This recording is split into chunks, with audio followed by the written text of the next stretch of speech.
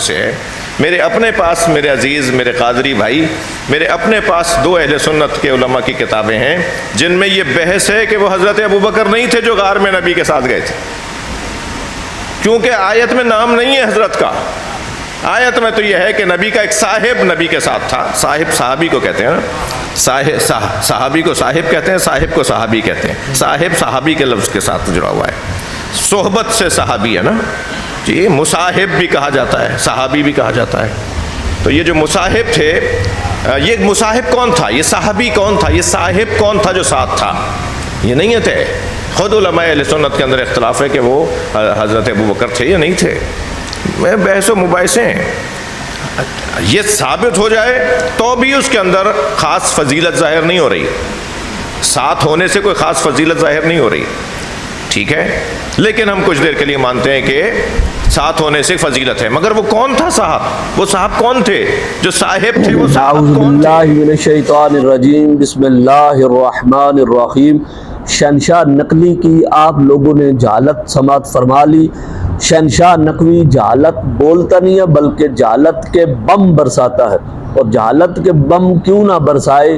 جس نے نہ پڑھا ہوا ہو اور جس کو صحیح طریقے سے عربی عبارت بھی نہ پڑھنے آتی ہو، تو جب وہ بڑے بڑے کاموں میں ہاتھ ڈالے گا تو اسی طریقے سے جہالت کے بم مارے گا اور کچھ بھی نہیں کرے گا۔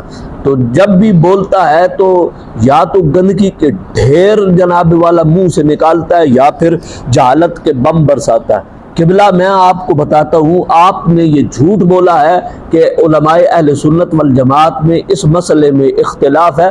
یہ آپ کی جو ہے دیدہ دلیری ہے کہ آپ نے ایسا کہہ دیا، اور جہالت کی وجہ سے آپ نے ایسا کہا ہے۔ اگر آپ کو آپ کا مطالعہ اس بات پر ہوتا تو آپ کبھی بھی ایسا نہ کہتے۔ میں ببانگ دوہل آپ کو چیلنج کر کے کہتا ہوں کہ مجھے بتائیں کس نے اختلاف کیا اس مسئلے پر۔ پوری امت کا اس مسئلے پہ اجماع ہے کہ غار کے اندر جو رسول پاک صلی اللہ علیہ وآلہ وسلم کے ساتھ تھے وہ کوئی اور نہیں، حضرت سیدنا ابو بکر صدیق رضی اللہ تعالیٰ عنہ کی ذات ببرکات تھی۔ اور دوسرا مسئلہ جو آپ نے کہا کہ قرآن مجید نے صاحب کا لفظ کہا ہے، ساتھ کوئی ذکر نہیں کیا ہے، تو اس کا مطلب ہے کہ اللہ تبارک و تعالیٰ نے اس آیت کو ویسے ہی مجمل رہنے دیا، اللہ تبارک و تعالیٰ نے اس کی وضاحت نہیں کی۔ تو جب قرآن مجید میں ایسا کبھی بھی نہیں ہو سکتا کہ اس بات کی وضاحت کی گئی ہو، ایسا ہرگز قطعاً ایسا نہیں ہو سکتا۔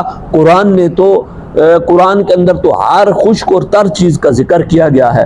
جادو وہ قبلہ جو سر چڑھ کر بولے، آپ کی کتب سے ثابت کرتا ہوں، آپ کی ایک تفسیر ہے، تفسیر المسل فی تفسیر کتاب اللہ المنزل، یہ تفسیر ہے آپ کی الامثل فی تفسیر کتاب اللہ المنزل،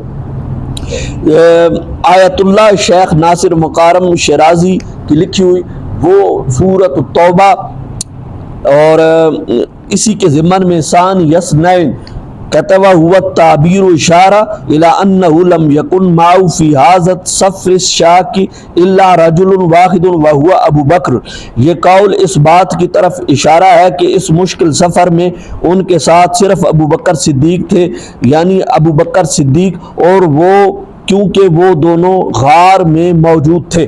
اب یہ میری ہاتھ کی لکھی ہوئی تفسیر نہیں، آپ کی تفسیر کے اندر یہ بات موجود ہے، تو یا تو یہ کہو کہ ہماری تفسیر میں یہ غلط ہے اور لکھنے والا جاہل تھا، اور دوسری تفسیر کمی ہے، اس میں واضح طور پر موجود ہے اسی آیت کے ضمن میں سورۃ توبہ رسول پاک صلی اللہ علیہ وآلہ وسلم نے حضرت ابو بکر صدیق رضی اللہ تعالیٰ عنہ کو انت صدیق کہا ہے۔ یہ آپ کی تفسیر کمی میں موجود ہے، اس بات پہ اشارہ موجود ہے واضح طور پر کہ غار ثور میں موجود حضرت ابو بکر صدیق رضی اللہ تعالیٰ عنہ کی ذات ببرکات موجود تھی۔ اس کے بعد اسی طریقے سے اگلی میں تفسیر پیش کرتا ہوں، تفسیر صافی۔ تفسیر صافی میں اذ یقول لصاحبہ آگے لکھا ہوا ہے، آنکھیں کھول کے، اگر آنکھوں میں موتیا نہیں اترا آنکھیں کھول کے دیکھو، وَهُوَ ابو بکر لکھا ہوا ہے۔ اس کے آگے میں اگلی تفسیر آپ کے سامنے پیش کرتا ہوں، جادو وہ جو سر چڑھ کر بولے۔ دیکھیں حضرت ابو بکر صدیق کا غار کے اندر موجود ہونا کس قدر ثابت ہے کہ آپ کی کتب کے اندر بھی موجود ہے۔ تفسیر مجمع البیان صفحہ نمبر 45 سورۃ توبہ سان یسنین. آگے دیکھیں، کان کھول کے سماعت کریں، آنکھیں کھول کے دیکھیں.